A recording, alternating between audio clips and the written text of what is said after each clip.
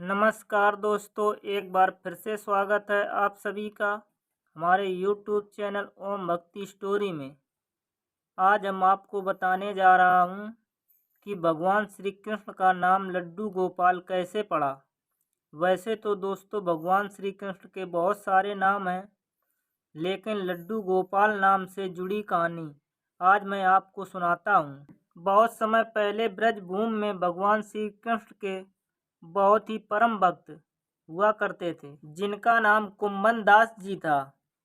उनके पास भगवान श्री कृष्ण की एक बांसुरी बजाते हुए प्रतिमा थी, जिनकी वह दिन रात सेवा किया करते थे और उस मूर्ति को छोड़कर कहीं नहीं जाते थे, क्योंकि उनका मानना था अगर वह कहीं चले गए तो ठाकुर जी की सेवा ठीक से नहीं हो पाएगी। एक दिन उन्हें भागवत पढ़ने का न्योता आया। वे जाना तो नहीं चाहते थे, परंतु लोगों के बहुत आग्रह करने पर उन्हें जाना ही पड़ा। 4-5 दिन उन्हें सुबह शाम भागवत करने जाना था। तो जाने से पहले उन्होंने अपने बेटे, जिसका नाम रघुनंदन था, उससे कहा कि मैंने भोग बना दिया है, तुम ठाकुर जी को भोग लगा देना। यह कहकर वो चले गए। जब वह भोग लगाने के लिए रघुनंदन भोजन की थाली श्री कृष्ण जी के प्रतिमा के सामने रखी और भोजन करने का आग्रह किया, तो उसने देखा भोजन तो वैसे का वैसा ही रखा था। वह तो रोने लगा। उसे डर था कि भगवान को भोजन न कराने पर पिताजी उसे डांटेंगे। उसने श्री कृष्ण से कहा कि आप भोजन करने क्यों नहीं आ रहे, पिताजी मुझसे नाराज हो जाएंगे। बालक अबोध था, वह नहीं जानता था कि पिताजी ईश्वर को भोग कैसे लगाते हैं। वह जिद पकड़कर बैठ गया कि जब तक आप भोजन नहीं करोगे तब तक मैं भी भूखा ही रहूंगा। परंतु भगवान नहीं आए। भूख से रघुनंदन व्याकुल हो गया और रोते हुए भगवान से भोजन करने का आग्रह करने लगा। उसने कहा, मुझे बहुत ही भूख लगी है, आप भोजन करने आइए, तभी मैं भोजन कर सकता हूँ। बच्चे का भोलापन और प्रेम देखकर श्री कृष्ण बाल रूप में प्रकट हो गए। यह देखकर रघुनंदन प्रसन्न हो गया।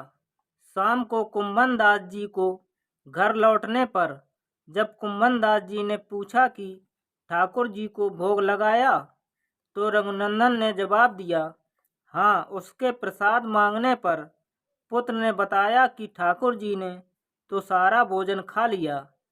तब कुंभन दास जी ने सोचा कि बच्चे को बहुत भूख लगी होगी, कि इसलिए उसने खुद ही सारा भोजन खा लिया। अब तो जैसे रोज का नियम बन गया था, कुंभन दास जी भोजन की थाली लगाकर जाते और रघुनंदन ठाकुर जी को भोग लगाते। जब भी कुंभन दास जी प्रसाद मांगते, एक ही जवाब मिलता कि सारा भोजन तो ठाकुर जी ने खा लिया। कुंभन दास जी ने सोचा कि बेटे का झूठ पकड़ना ही होगा, और उन्होंने उस दिन लड्डू बनाकर थाली में सजा दिए और छुपकर देखने लगे। रघुनंदन ने रोज की तरह ठाकुर जी को पुकारा। ठाकुर जी बाल का रूप धारण करके लड्डू खाने के लिए प्रकट हो गए। यह देखकर कुंभन दास जी दौड़ते हुए आए और प्रभु के चरणों में गिर गए। उस समय ठाकुर जी के हाथ में लड्डू था और दूसरा लड्डू उनके मुख में जाने ही वाला था, लेकिन कुंभन दास जी के आने पर उन्होंने एक प्रतिमा का रूप ले लिया और जड़ हो गए। कुंभन दास जी रोते हुए बोले कि हे ईश्वर, मैं हमेशा आपकी भक्ति करता रहा हूँ, परंतु आपने मुझे कभी दर्शन नहीं दिए। पर यह बालक भक्ति के बारे में कुछ भी नहीं जानता, आपने उसे दर्शन दे दिए। ये आपकी कैसी लीला है प्रभु।